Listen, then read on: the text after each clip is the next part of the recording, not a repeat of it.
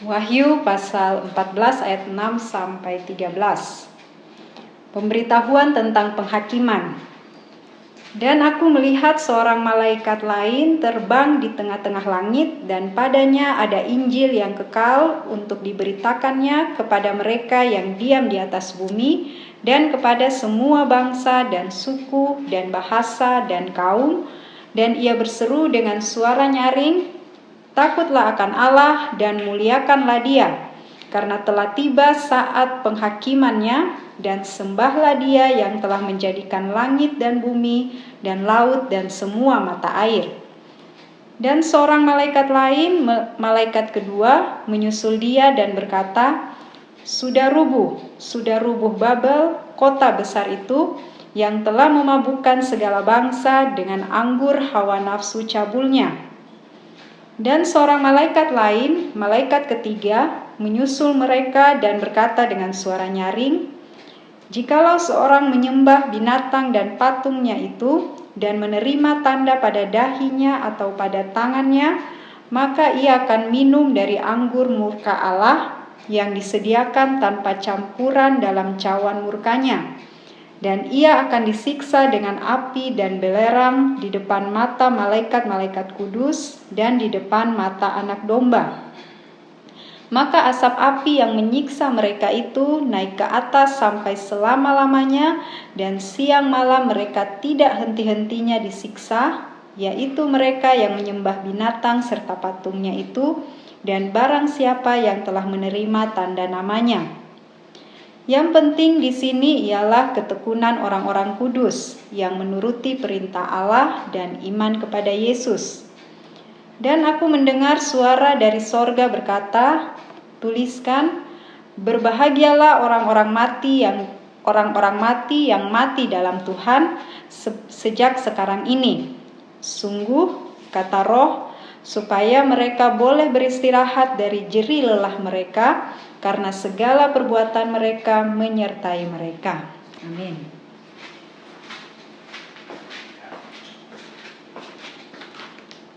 Bapak, Ibu, saudara-saudari, dan adik-adik yang dikasihi Tuhan, di pembacaan firman Tuhan saat ini masih ketika Rasul Yohanes di Pulau Patmos, dia dibuang oleh pemerintah Romawi waktu itu karena memberitakan Injil Tuhan Yesus.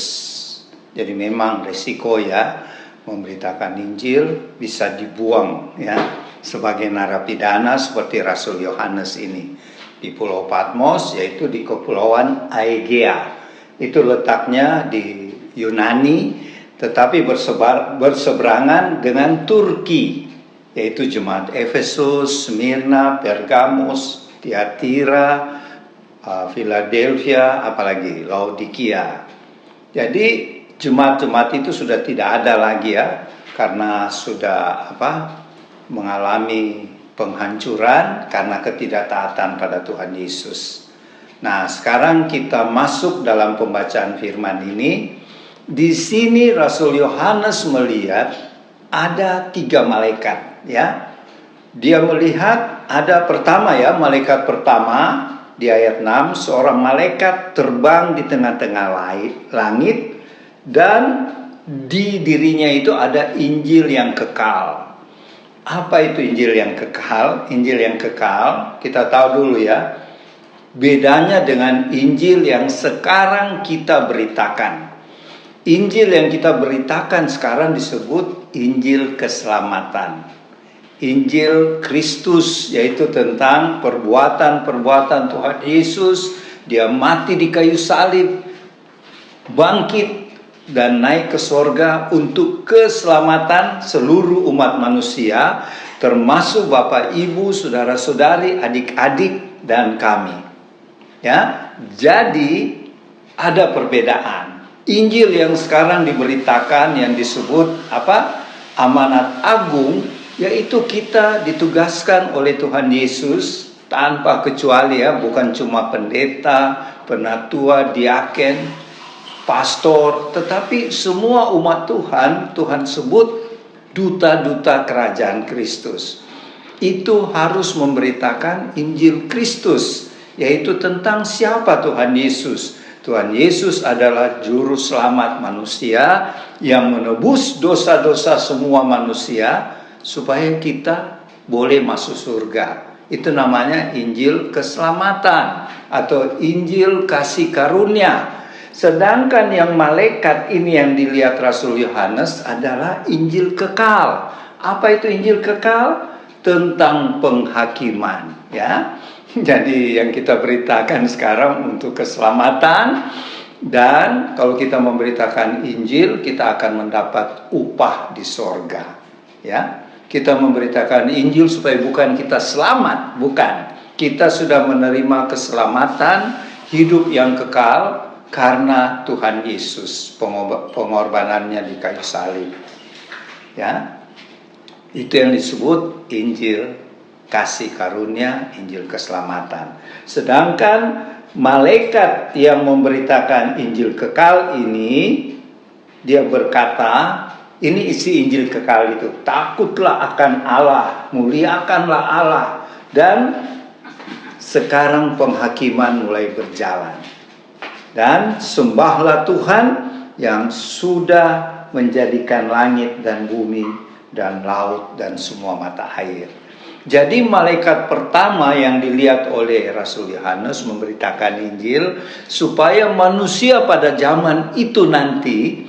Jadi pembacaan kita ini yang kita sebut masanya di masa 7 tahun di tahap kedua. Jadi 3,5 tahun berikutnya. Kan masa 7 tahun kesukaran itu terbagi 2 ya, 3,5 tahun pertama, di situ antikristus mulai bekerja mempengaruhi dunia sehingga menimbulkan kerajaan Babel, ya. Kemudian di masa 3,5 tahun keduanya itu, jadi 7 tahun dibagi 2 ya, 3,5 tahun pertama, 3,5 tahun kedua. Peristiwa ini yang dilihat oleh Rasul Yohanes terjadi di 3,5 tahun kedua, ya. Jadi di sini Tuhan memperingatkan lagi semua manusia yang ada di bumi, semua suku bangsa melalui seorang malaikat. Ini kita bisa bayangkan ya, supernatural. Sekarang saja tidak pernah ada yang bisa malaikat ya, bisa melihat. Tapi pada zaman itu nanti di masa kesukaran besar itu 3,5 tahun kedua, semua manusia di bumi bisa melihat seorang malaikat dari surga memberitakan Injil kekal ini. Jadi Injil juga diberitakan oleh malaikat ya. Tetapi bedanya dengan Injil kasih karunia yang kita beritakan sekarang, yang kita sebut amanat agung, itu kita akan mendapat upah di surga. Kalau malaikat tidak ada upahnya lagi. Jadi itu bedanya ya.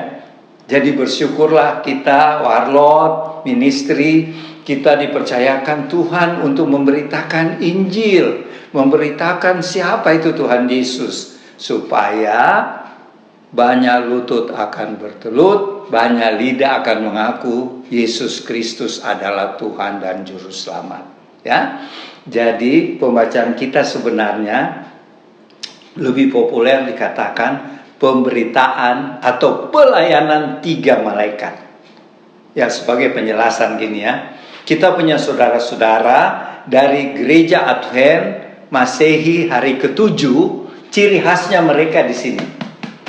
Jadi kalau Bapak Ibu, saudara-saudari, adik-adik lihat di YouTube, di Amerika itu pelayanan 3 malaikat itu adalah kepunyaan gereja Masehi Advent ke-7. Di situ tentang akhir zaman semuanya ya. Karena memang itu ciri khasnya Advent ya, gereja Advent. Jadi ministry mereka namanya pelayanan 3 malaikat ini. Ini diambil dari yang kita baca sekarang, Wahyu 14 ayat 6 sampai 13. Gereja Advent menekankan di situ ciri khasnya mereka pelayanan 3 malaikat ini. Ini supaya kita mengerti saudara kita ya yang di gereja Advent. Ya, ada teman kita dulu tapi sudah almarhum, Jenny Flora, dia dari gereja Advent ya, sudah almarhum dia. Nah, kemudian setelah itu Rasul Yohanes melihat ada lagi malaikat yang kedua. Di ayat 8, malaikat itu berkata, sudah rubuh Babel kota besar itu, ya. Di sini Rasul Yohanes melihat malaikat kedua berkata dua kali, ya, sudah rubuh apa? Kota Babel yang besar itu. Ini artinya setelah apa yang dilihat oleh Rasul Yohanes, pelayanan ketiga malaikat ini, Tuhan mulai mencurahkan 7 cawan murka Allah. Itu nanti di pasal berikutnya, ya, di pasal 16. Jadi ini Tuhan sudah peringatkan dulu kepada melalui malaikatnya. Malaikat pertama supaya orang-orang mau menyembah Tuhan dan takut akan Tuhan, dengan kata lain bertobat. Karena waktu itu dosa sedang berkecamuk, ya. Jadi malaikat yang kedua berkata di langit, sudah rubuh Babel kota besar itu. Artinya begini, pada waktu 3,5 tahun kedua Babel itu dihancurkan, ya. Yang dihancurkan pertama apa? Agama Babel. Siapa yang menghancurkan agama Babel? Si antikris sendiri. Kenapa dihancurkan agama Babel yang dia bangun itu? Supaya semua orang tidak percaya lagi Tuhan Yesus, tapi percaya dia. Karena dia sudah gila kekuasaan, dia menduduki Yerusalem, dan dia mau dia yang disembah. Ada di kitab Wahyu berikutnya, ya. Ada juga di kitab Nabi Daniel. Itu yang disebut si Durhaka itu. Durhaka itu antikris. Dia akan membuat perjanjian dengan bangsa Israel pada 7 tahun pertama, ya, 3,5 tahun. Di 3,5 tahun kedua dia menduduki Yerusalem dan dia masuk di bait Allah yang ketiga yang sedang rencana dibangun sekarang oleh bangsa Israel, dan dia suruh orang Israel menyembah dia. Dengan kata lain, agama Babel yang dia bangun itu untuk menyaingi pengikut-pengikut Tuhan Yesus, dia yang hancurkan sendiri supaya menyembah dia, dan dia dirikan patungnya, ya. Itu si antikris, dan si antikris ini ditopang oleh si naga, yaitu iblis, ya, dan dibantu oleh nabi-nabi palsu. Itu kita sudah baca, ya, sharing di pembacaan yang lalu kitab Wahyu. Jadi di sini si malaikat kedua memberitakan Babel kota besar itu sudah rubuh. Jadi pertama yang rubuh adalah agamanya. 3,5 tahun di masa 7 tahun itu agama Babel dihancurkan sendiri oleh antikris. Kemudian Babel yang kedua hancur apa? Politik dan ekonominya. Yaitu negaranya dengan ekonomi yang hancurkan siapa? Tuhan Yesus. Sehingga Babel yang jaya, Babilonia, di akhir zaman nanti ada timbul lagi Babilonia baru, ya, sesuai kitab Wahyu ini. Itu Tuhan marah betul. Itu dinyatakan di 7 cawan murka. Itu nanti kita mulai baca di Wahyu 16. Jadi Babel besar itu dihancurkan. Kalau kita lihat di Wahyu 17:18, pasal 18, di situ kerajaan Babel secara politik dan ekonomi dihancurkan oleh Tuhan Yesus. Sehingga kerajaan Babel itu seperti sebuah batu dibuang ke laut, tenggelam, dan tidak pernah ada lagi Babel untuk selama-lamanya. Ya, itu di pembacaan berikutnya nanti. Ya, dan kemudian Tuhan Yesus memerintah 1000 tahun. Itu urutannya nanti, ya. Dan yang ketiga, malaikat yang ketiga, muncul malaikat yang ketiga di ayat 9 mengingatkan, kalau orang-orang yang menyembah binatang itu si antikris yang buat patungnya, ya. Jikalau orang-orang menyembah artinya mengikut si antikris daripada mengikut Tuhan Yesus, di dahi mereka sudah diberi tanda 666 dan juga di tangannya. Mereka itu diperingati oleh malaikat yang ketiga. Mereka di bumi saja akan mengalami murka Allah. Yaitu apa? Mereka disiksa, yaitu apa? Timbul seperti bisul-bisul, ya, di badannya, dan itu susah sembuh, ya. Nanti kita lihat di pembacaan berikut, ya, bagaimana ini Tuhan sudah peringatkan Tetapi aneh ya, manusia juga tidak bertobat. Sehingga 7 cawan murka itu dicurahkan, sehingga yang menyembah patung, yang menyembah antikris itu akan tersiksa. Di bumi saja mereka hidup, timbul bisul-bisul yang tidak bisa sembuh. Biar mereka pergi ke dokter mana, rumah sakit mana, tidak bisa sembuh. Dan itu sangat-sangat menderita. Bisul-bisul tumbuh di seluruh badannya.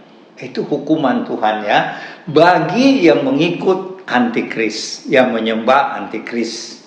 Dan diperingati lagi oleh malaikat ketiga, dan ketika mereka mati nanti, yang menyembah antikris atau pengikut antikris itu akan masuk api neraka dan disiksa sampai selama-lamanya.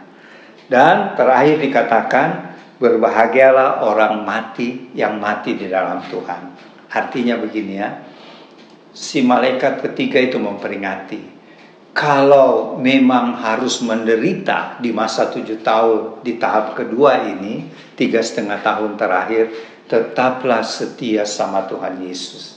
Jangan menyembah antikris. Jangan mau dipakaikan tanda 66 itu.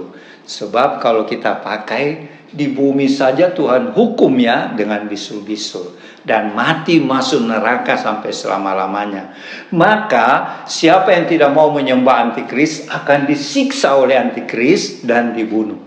Tapi Tuhan bilang lebih baik mereka mati sebagai martir. Itulah di ayat 13 berkata, berbahagialah mereka yang mati di dalam Tuhan. Semua perbuatan-perbuatan mereka akan mengikuti mereka, dan Tuhan janji mereka akan tinggal di sorga, di dalam istana Tuhan, yang melayani Tuhan siang dan malam. Jadi ini peringatan buat manusia-manusia yang tidak rapture ya, tidak mengalami pengangkatan. Jadi Bapak Ibu, saudara-saudari, adik-adik yang dikasihi Tuhan, khususnya teman-teman Warlot, dari pembacaan firman Tuhan ini ada pesan. Yang pertama, marilah kita hidup benar, hidup kudus, menjalankan firman Tuhan, melakukan amanat agung, memberitakan Injil kasih karunia, supaya banyak jiwa diselamatkan dan kita mendapat upah di sorga.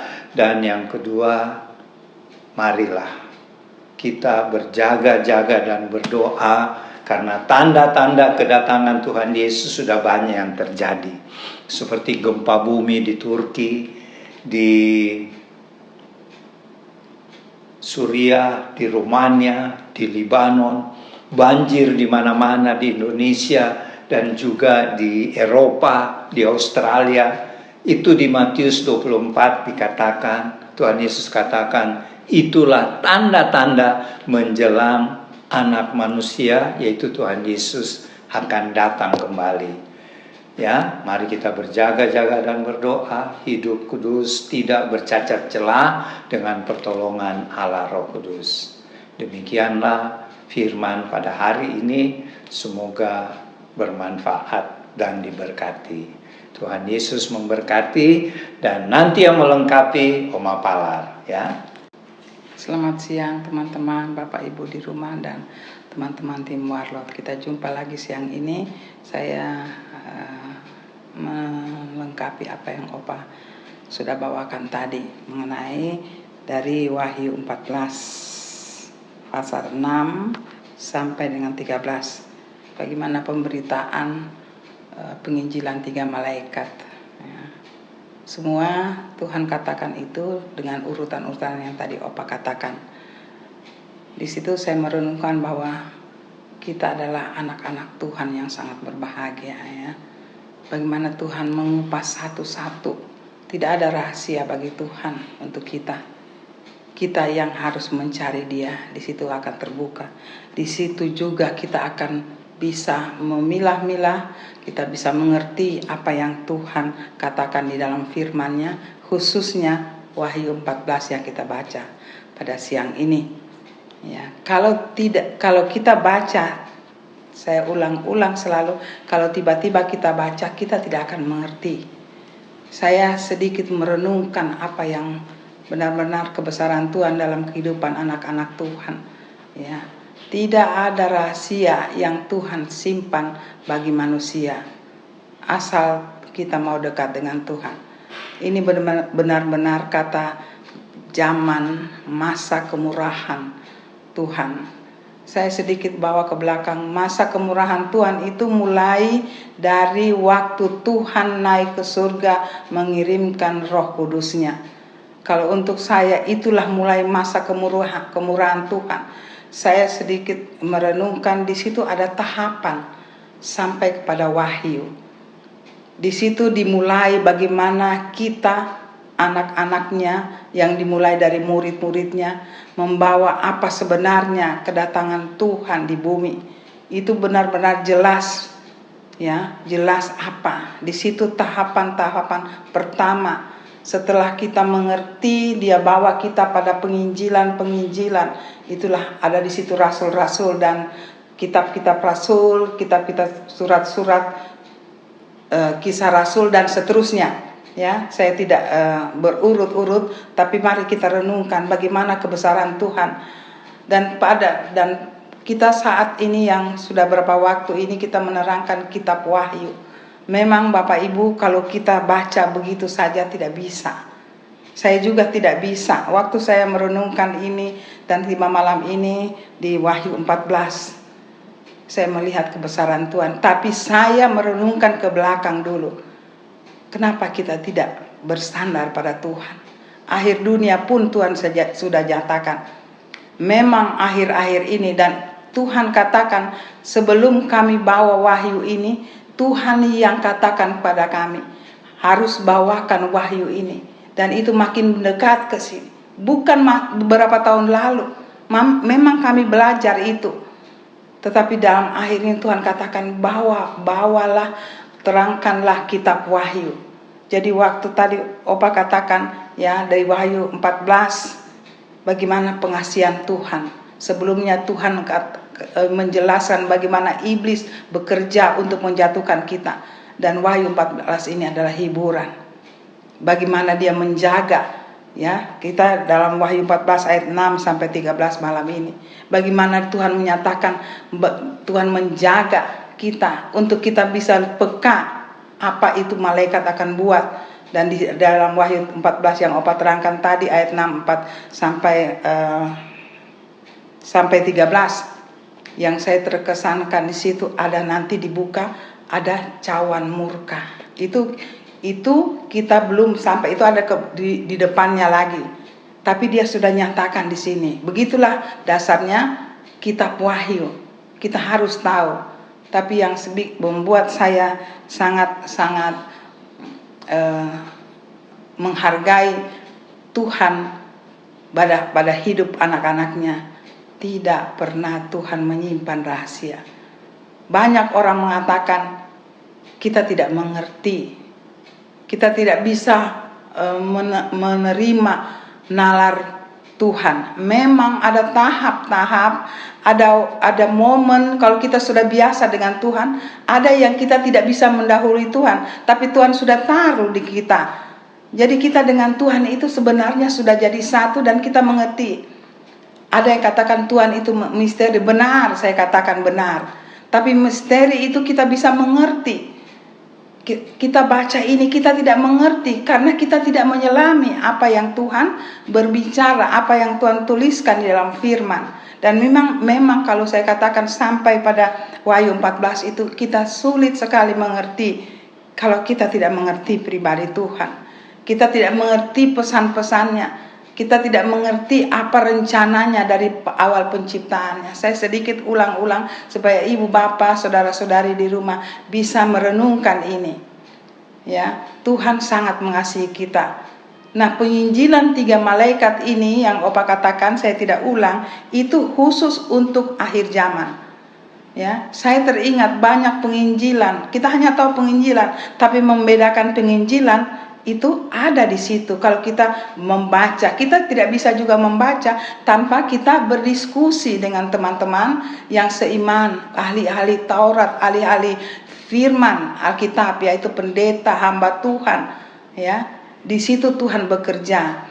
Jadi bagaimana Tuhan menilai kehidupan kita? Bapak Ibu, tidak pernah Tuhan tinggalkan kita. Dan sekarang kita ada di zaman akhir zaman. Sebenarnya untuk saya, akhir zaman itu dimulai dari zaman kemurahan, tapi disitulah akhir zaman juga. Tapi di situ saya ulangi lagi, ada tahapan di situ supaya kita bisa juga mengerti pada akhirnya. Nah, sekarang kita sudah pada wahyu karena dunia akan berakhir.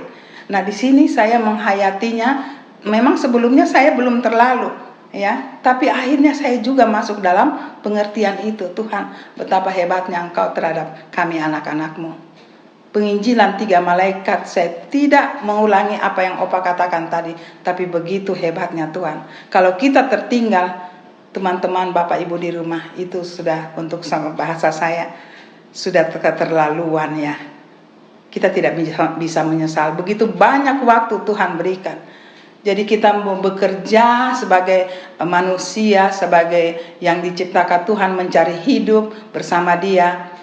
Dia juga menghibur. Wahyu 13, saya ulang, itu bagaimana Tuhan menerangkan ya iblis yang begitu merencanakan. Dia buka semua untuk kita. Dan sekarang penghiburan, Wahyu 14.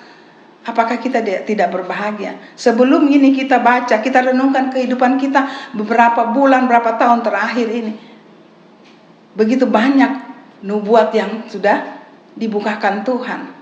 Dan kini Wahyu 14, kamu jangan takut. Ya, ada penginjilan khusus untuk kita anak-anak Tuhan. Tidak usah kita takut. Ya. Saya aminkan itu pembacaan malam ini. Saya tidak banyak untuk mengupas karena itu sudah sangat jelas. Cuma saya ingin Bapak Ibu teman di rumah, mari kita semangat hidup bersama Tuhan. Kita mencari jiwa, kita persembahkan kepada Tuhan. Jiwa-jiwa yang mungkin tidak ada jalan keluar dalam kehidupan mereka. Ya, kita bantu. Ya, mungkin kita hanya bisa secara fisik, bantulah.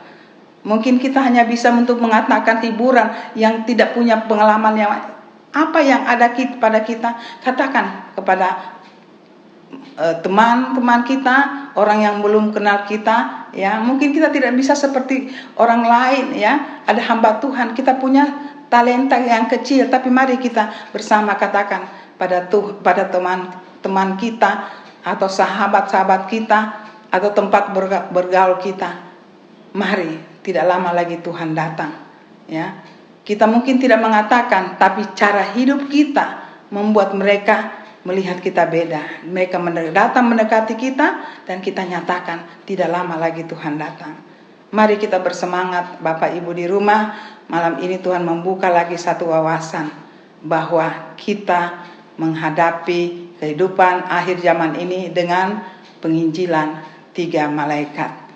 Saya percaya Bapak Ibu di rumah akan belajar lagi lebih selain kami berbicara di sini untuk lebih menyelidiki Wahyu 14 pasal 14 ayat 6 sampai 13. Kiranya itu menghibur Bapak Ibu, teman-teman di rumah, menjadi satu pegangan bahwa dan kekuatan Tuhan tidak tinggalkan kita. Kiranya ini Roh Kudus akan memberi pengertian lebih dari apa yang kami katakan. Ya, kiranya Tuhan memberkati, membungkus kita dengan kuasa darah-Nya, dan Roh Kudus memberikan pengertian dengan lebih lagi selain kami di sini. Tuhan memberkati, sampai kita jumpa lagi pada minggu depan. Amin. Maranatha.